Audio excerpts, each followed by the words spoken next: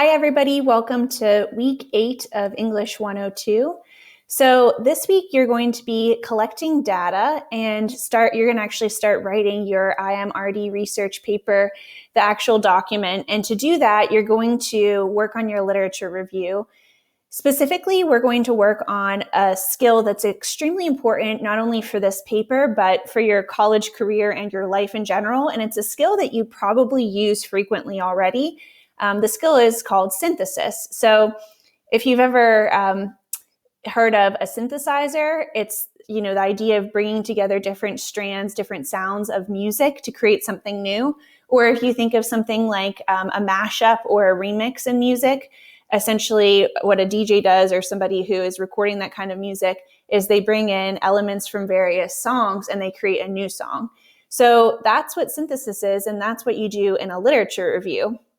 So to kind of make that a little more concrete, you essentially bring together various scholars in order to then make your own claim or argument about why your research is needed. So our topics include literature reviews and synthesis. And you're going to be learning rhetorical and genre moves for literature reviews. You're going to learn about synthesizing research and ideas to construct your own argument and explain your research agenda. And you're also going to practice integrating sources and avoiding plagiarism. So to do that, you need to read the campus materials. You also need to watch my video lecture on literature reviews. And then I've provided several samples of literature reviews, and you need to skim read them. Keep in mind, though, that the literature review isn't always labeled, but it is the section that appears before the methods. So we can look at an example. I'm not sure if this one is labeled or not, but let's take a quick look. So let's see. Okay, so for this one, you've got, abstract, introduction, and then it jumps down to motivation, research questions, and objectives, which is actually part of the methods section, I think. Let me scroll down a little bit more. Yeah. Okay, so for this one, the literature review is part of the introduction. So you can see, for example, things like, there are many terms used by scholars, politicians, and journalists to represent the accuracy of information. So then they talk about these different definitions and terms.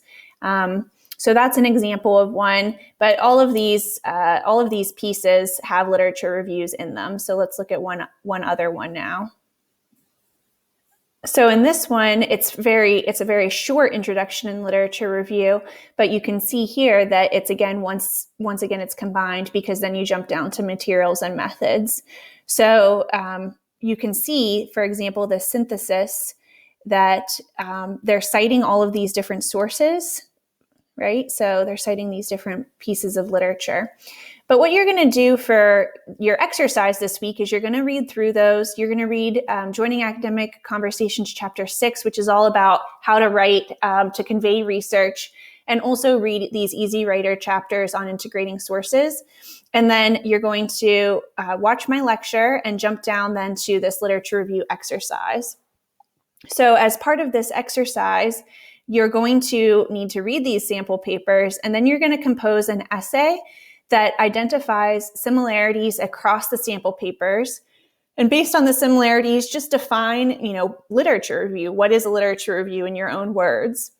And then how is it different from an annotated bibliography? They're not just different genres. There are many other differences in terms of purpose and audience. So how is it different? What seems to be the function of the literature review section within the larger paper? In other words, why include one at all? What would happen if we didn't have one? How does it position the research? So that's part one. And then you're going to actually come up with what we would call themes. And more about this is in the video on literature reviews, the lecture that I've recorded for you.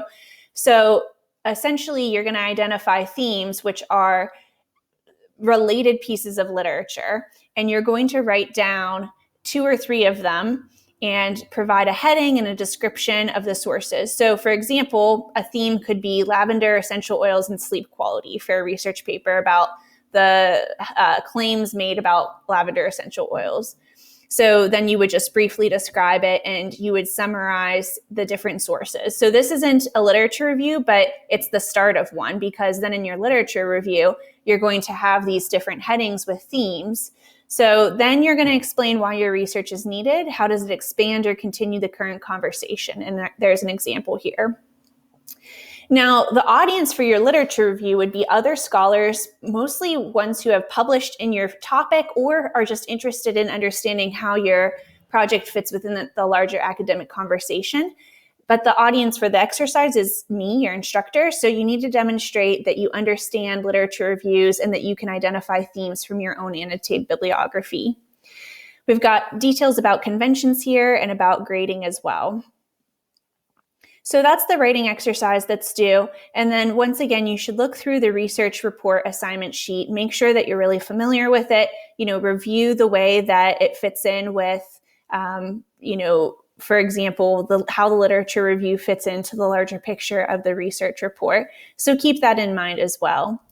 If you have any questions or concerns about week 8, just let me know. I'm here to help, and happy writing. Oh, and don't forget to collect data, because once I have approved your voice thread, you should start collecting data. Thanks, everyone.